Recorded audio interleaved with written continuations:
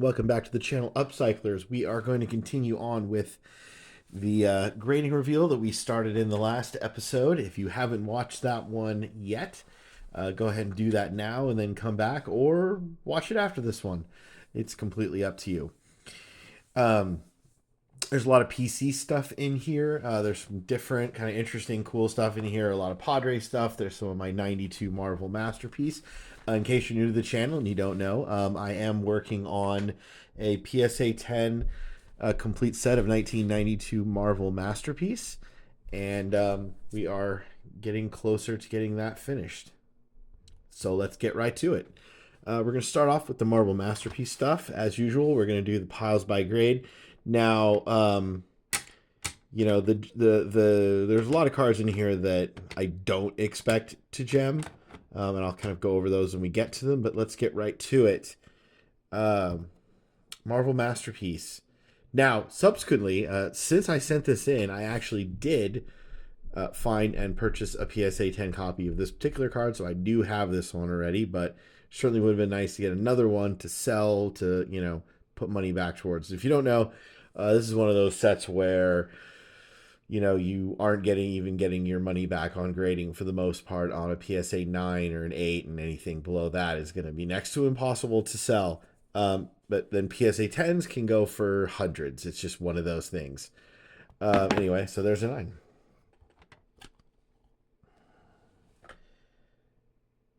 And we got an 8, which I don't quite know why on this one. Let's see. If anybody spots anything, please put it in the chat, because I don't.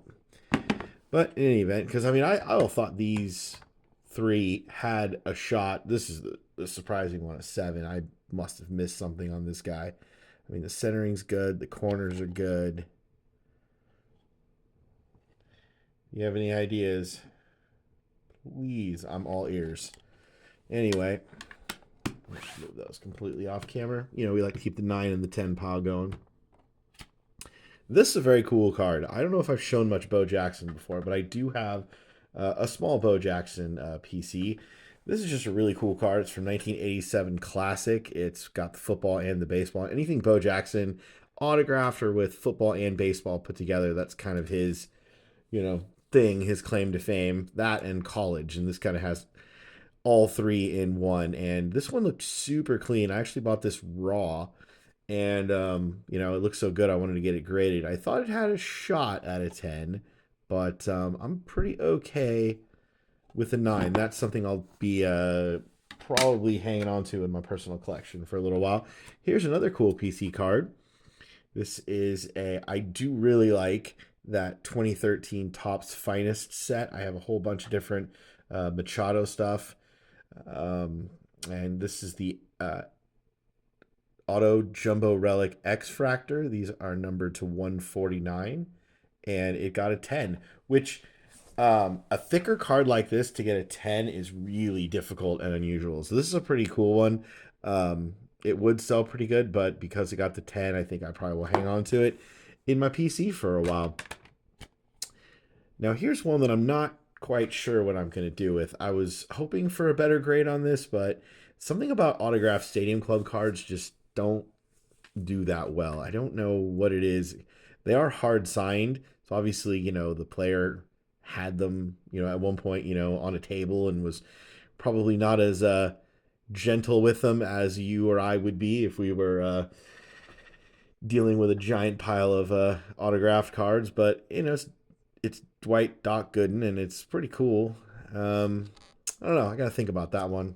That one may be on the old eBay store. Oh, by the way, I do have an eBay store under the same name, San Diego Upcycler, so please do look me up. And if you see anything in any of my videos that you like, and, you know, the video hasn't been out for that long, there's a chance that it might still be there.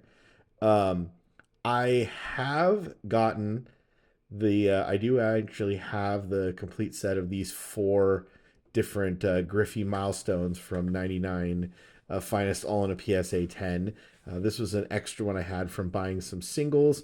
I took the cover off it, or the coating is the word, And I was hoping that that would be enough to get it a good grade, to give it a good surface.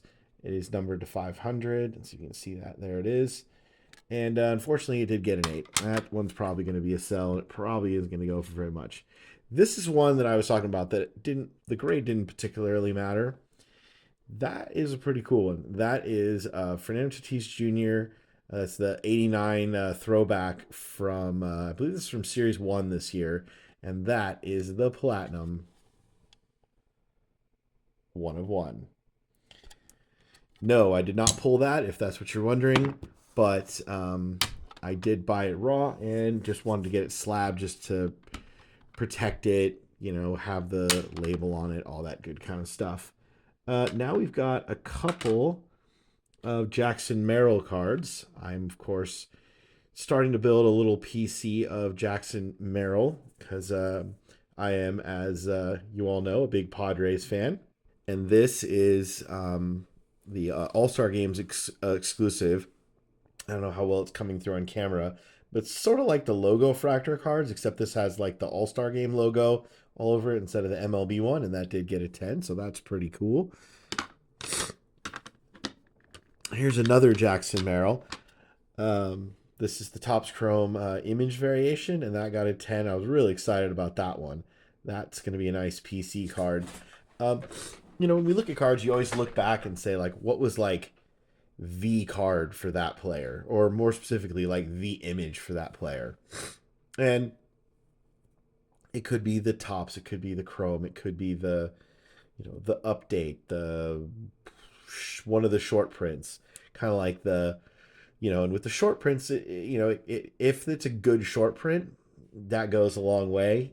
Take, for example, the Bat Down Acuna or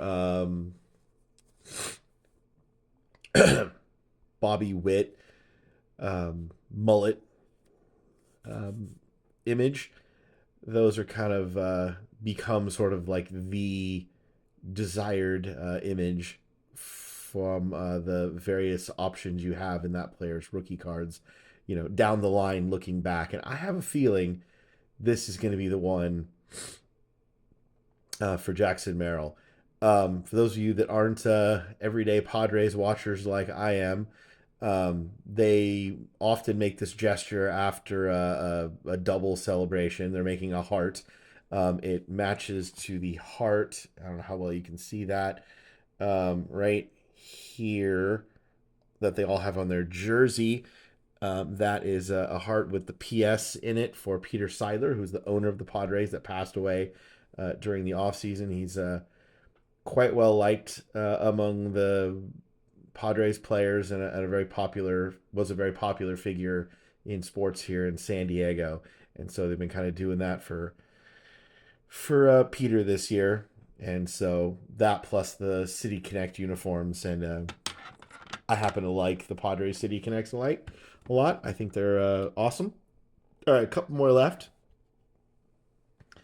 This is a 97 Donruss update, Griffey Power Alley. I do love my 90s Griffey inserts, especially the ones that are numbered. This one's out of 1,000.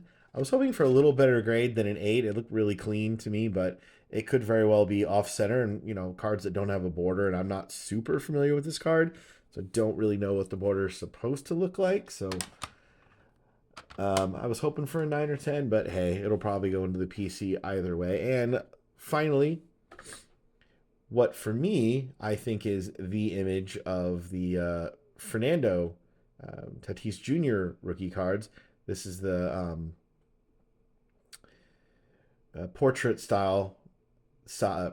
layout of his batting one. I'm not a huge fan of the landscape one of him throwing that's on Topps Chrome. I prefer the Bowman Chrome.